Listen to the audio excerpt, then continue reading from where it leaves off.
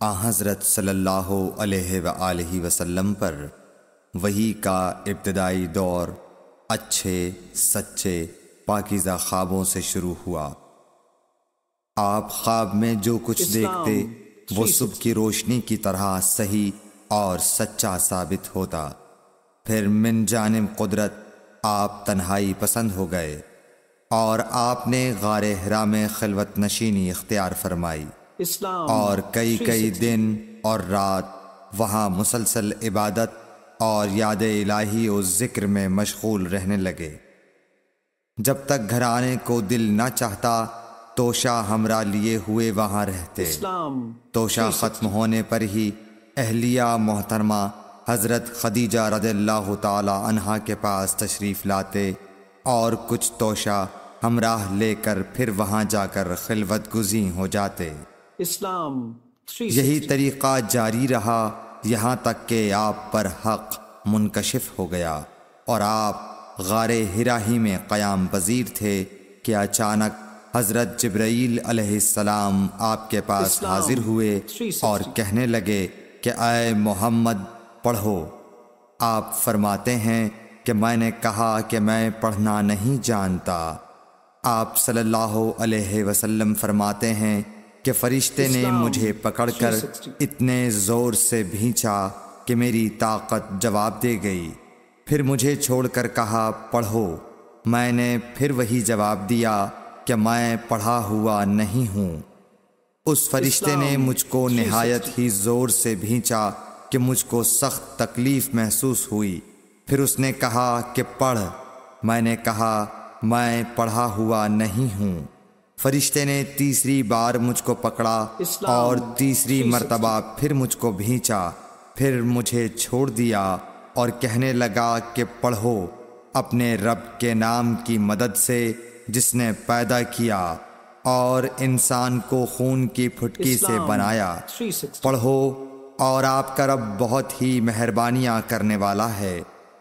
بس یہی آیتیں آپ حضرت جبرائیل علیہ السلام سے سن کر اس حال میں غار حرا سے واپس ہوئے کہ آپ کا دل اس انوکھے واقعے سے کانپ رہا تھا۔ آپ حضرت خدیجہ کے ہاں تشریف لائے اور فرمایا کہ مجھے کمبل اوڑھا دو، مجھے کمبل اوڑھا دو۔ لوگوں نے آپ کو کمبل اوڑھا دیا۔ جب آپ کا ڈر جاتا رہا تو آپ نے اپنی زوجہ محترمہ حضرت خدیجہ رضی اللہ تعالی عنہا کو تفصیل کے ساتھ یہ واقعہ سنایا اور فرمانے لگے کہ مجھ کو اب اپنی جان کا خوف ہو گیا ہے۔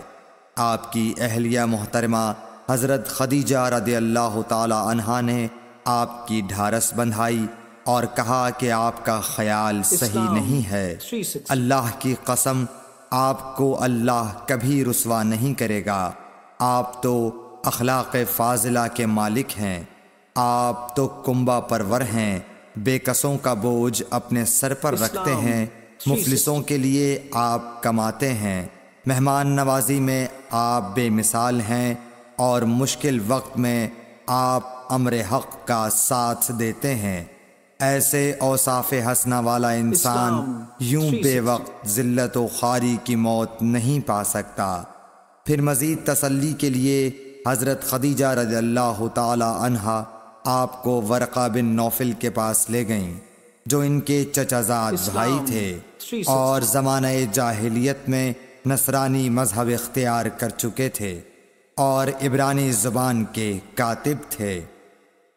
چنانچہ انجیل کو بھی حسب منشائے خداوندی عبرانی زبان میں لکھا کرتے تھے۔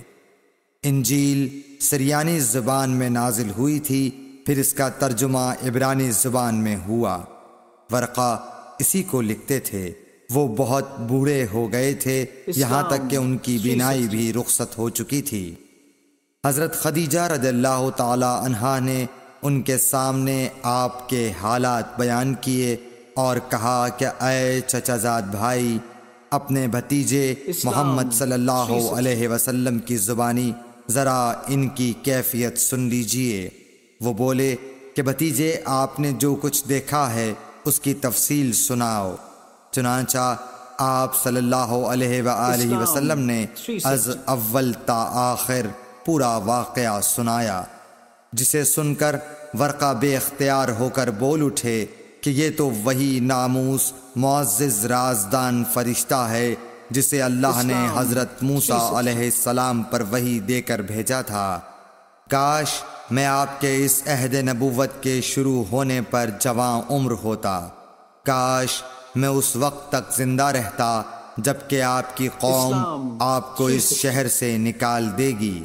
رسول کریم صلی اللہ علیہ وآلہ وسلم نے یہ سن کر تعجب سے پوچھا کہ کیا وہ لوگ مجھ کو نکال دیں گے، حالانکہ میں تو ان میں صادق و امین و مقبول ہوں؟